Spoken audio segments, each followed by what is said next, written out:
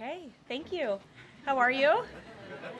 If President Trump is telling us that air traffic control towers are staffed with unqualified controllers, these DEI hires who never should have been brought on, then it's not safe to fly commercially, is it? The president was asked and answered this yesterday, and he believes that it is still indeed safe, and Americans should feel safe traveling our skies. With that said, two things can be true at the same time, and we certainly have seen the deterioration of federal hiring standards at the Federal Aviation Administration, and the president wants to increase those standards. He wants pilots in this country who have the great responsibility of flying American citizens by the tens of millions every single day to be chosen for that position based on their merit and their skills. And so the administration will continue to prioritize this. Was the air traffic controller in the DCA tower on Wednesday night hired or not fired at some point because of his or her race? That investigation is ongoing.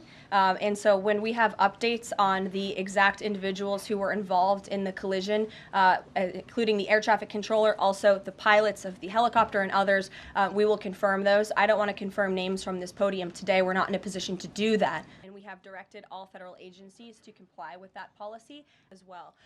If you are an American who has spent many years studying aviation and you graduate from school and you're an air traffic controller based on skill and merit, and then you apply for a job and you're forced to fill out a biographical questionnaire asking you the color of your skin and asking you where you're from in details that aren't relevant at all to the job description, I think that deteriorates the morale of people in this industry. And if you talk to people in this industry, they'll tell you that. In fact, many of them filed a lawsuit against the FAA a couple of years ago under Joe Biden's administration because they were denied positions because of this DEI hiring practice that was putting identity politics over merit and skills. That's unacceptable, and I think just to put a fine point on this, because this is the third or fourth question I've answered on this subject, when you are flying on an airplane with your loved ones, which every one of us in this room has, do you pray that your plane lands safely and gets you to your destination, or do you pray that the pilot has a certain skin color? I think we all know the answer to that question, and as President Trump said yesterday, it's common sense. What matters to this president and this administration is how well you can do your job, and the American people agree with that sentiment. I think one of the things that the American people love most about this president is that he often says what they are thinking, but sometimes lack the courage to say themselves.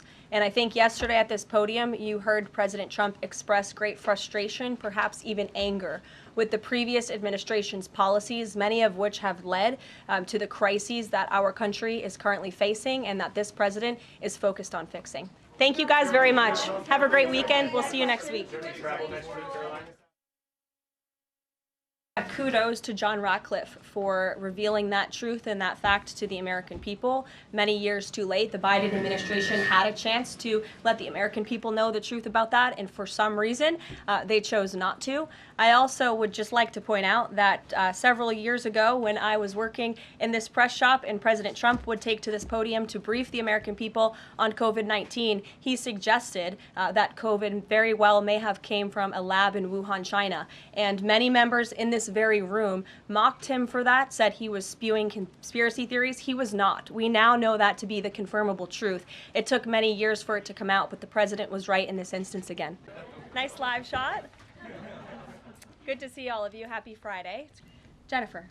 On Rick Grinnell's trip to Venezuela to meet with Nicolas Maduro, is there anything you can share on timing on that, what his agenda is, what the mission of that trip is? So I can confirm that Rick Grinnell is in Venezuela today.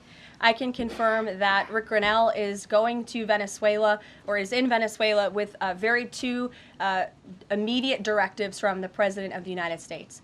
Number one, Rick Grinnell has been instructed to identify a place and ensure that repatriation flights of Tren de Aragua members, Venezuelan nationals who have broken our nation's laws, will land in Venezuela. As I said at this podium a few days ago, we expect every nation on this planet to cooperate with the repatriation of our citizens, and so Rick Grinnell is in Venezuela to ensure that can continue. And number two, Rick Grinnell is in Venezuela to ensure that all U.S. detainees in Venezuela are returned home. That's his mission, and I will provide a readout after this trip. Memorandum directs the Secretary of Transportation and the FAA Administrator to immediately review all hiring decisions and changes to safety protocols made.